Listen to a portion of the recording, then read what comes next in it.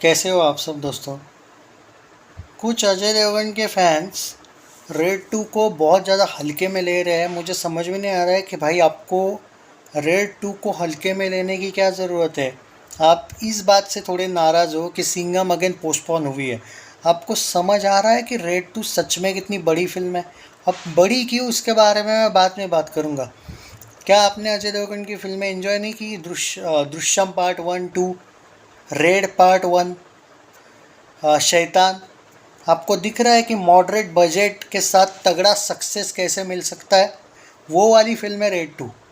Red 2 का जो budget है मुझे नहीं लगता है कि वो 100 करोड़ के ऊपर है। जितना मैं जानता हूँ रेड 2, आई थिंक, मुझे एक बार पहले चेक करने दो कि रेड 2 जो है वो पनोरमा स्टूडियोज़ वालों ने ही बनाई है या नहीं। अगर वैसा नहीं होगा तो आप एक्सपेक्ट कर सकते हो थोड़ा ज़्यादा बजट होगा, वरना तो अजय देवगन इस फिल्म से प्रॉफिट ही लेंगे ना।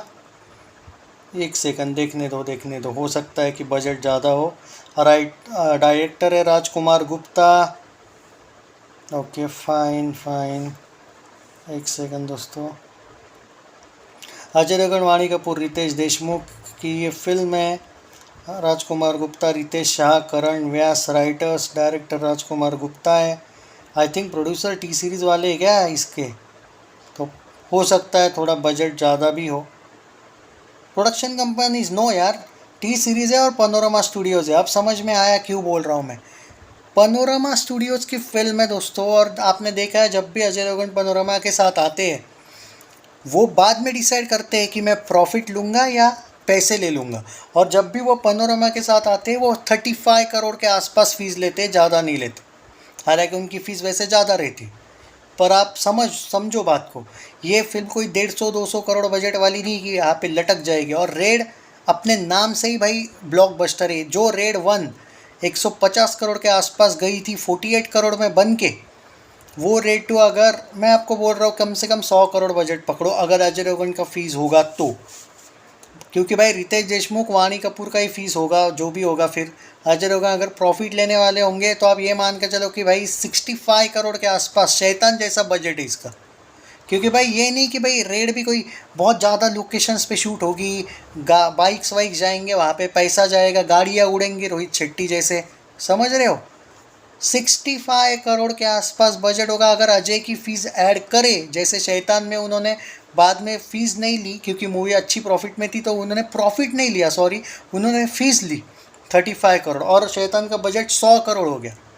पहले 65 करोड़ था, पर अब देखो 100 करोड़ की मूवी वर्ल्ड वाइड गई है, 215 करोड़ नेट कलेक्शन, लगभग 150 करोड़, इसीलिए मूवी सुपर हिट हो चुकी है।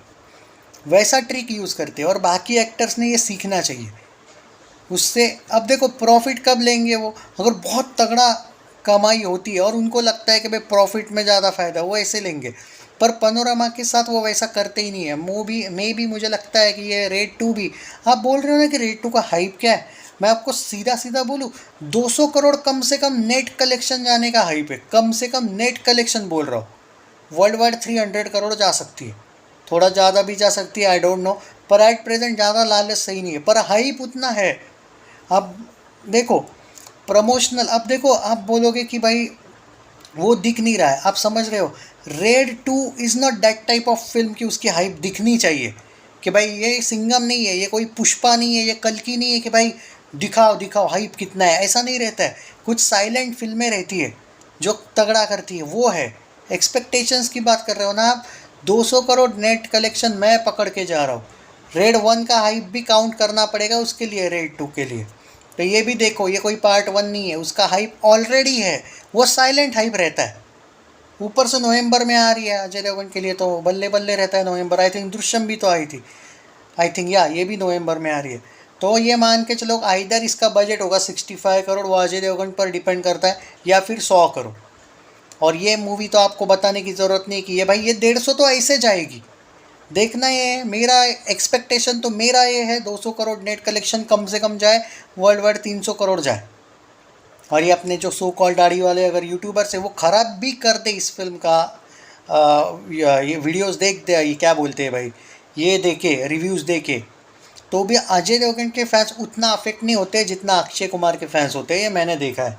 वरना भोला भी भाई 40 करोड़ में निपट जाती। अजय देवगन के फैंस ने इग्नोर किया था हेटर्स को। ये करो, ये करोगे ये ऐसे ही जाएगी भाई 200 करोड़। तो भाई मैंने आपको इसका बजट कंप्लीट बता दिया, और यह ऑफिशियल बता रहा हूँ। भगवान कपूर कहीं भाई बहुत तगड़ा दीपिका जैसी फ़ीस लेती नहीं है, और रितेश देशमुख भी बहुत ज़्यादा फ़ीस नहीं लेते। तो आप समझ जाओ कि पूरा एनालिसिस मैंने आपको करके बता दिया है। चैनल सब्सक्राइब नहीं किया तो कर लीजिए, लेकिन वीडियो को शेयर कीजिए।